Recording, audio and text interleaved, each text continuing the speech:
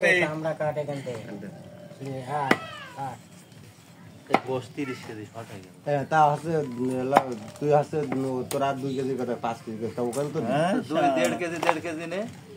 হাইশাল টানালা 1.5 KG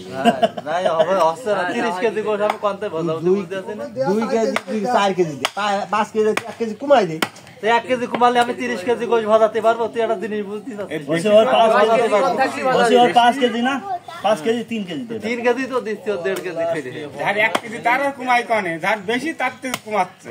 2 KG লাগা সব 1 KG তার হাফ কেজি কমা তাও ভাজাতে পারছি তাই তো কম কোনোদিন আমাদের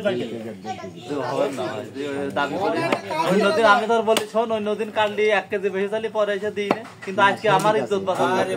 আজকে আমার ইজ্জত বাঁচাতে আমি কি করছি কেজি কই দে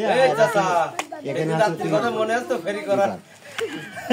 কালা গোড়ছে রাত একটা দুটো বন্ধ বসে রইছি কেউ করতে না ফোন করে করে করে করে 1 কেজি নেবে 2 কেজি ঢুকাই দিছিলাম মতিরুল ভাই গেল আমার ইজ্জত আমাদের লোকের নাম লিখে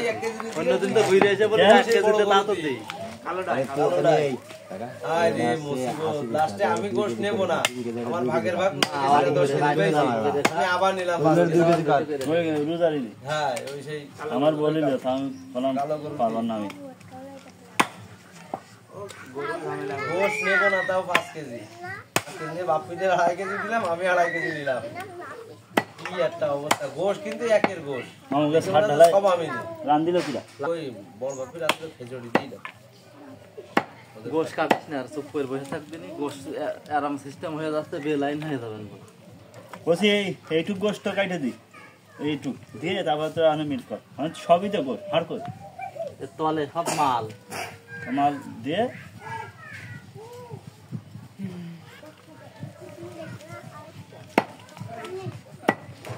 আগে এই জায়গা পরিষ্কার কর আমি তো তোর সেই শুরুতে বলছি যে একটুখানি দাঁড়াবে জায়গাটা পরিষ্কার করে নি তারপরে আমি 2 কেজি করে দে মাথা দেখলে কোনো গান যাবে না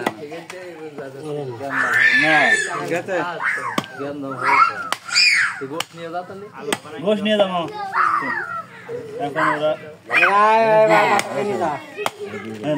কথা বললি বুঝতে আসিস না কারণ বল দিনি তোর আমি একবার বলি তাহলে ঘুরে ওই 1.5 কেজি দিস না ওই টাকা দিয়ে উঠে দে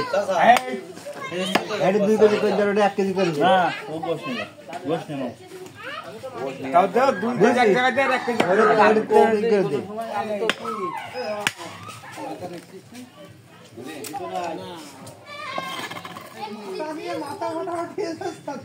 ওইটা ওটাতে তো এটা 2 কেজি করে দে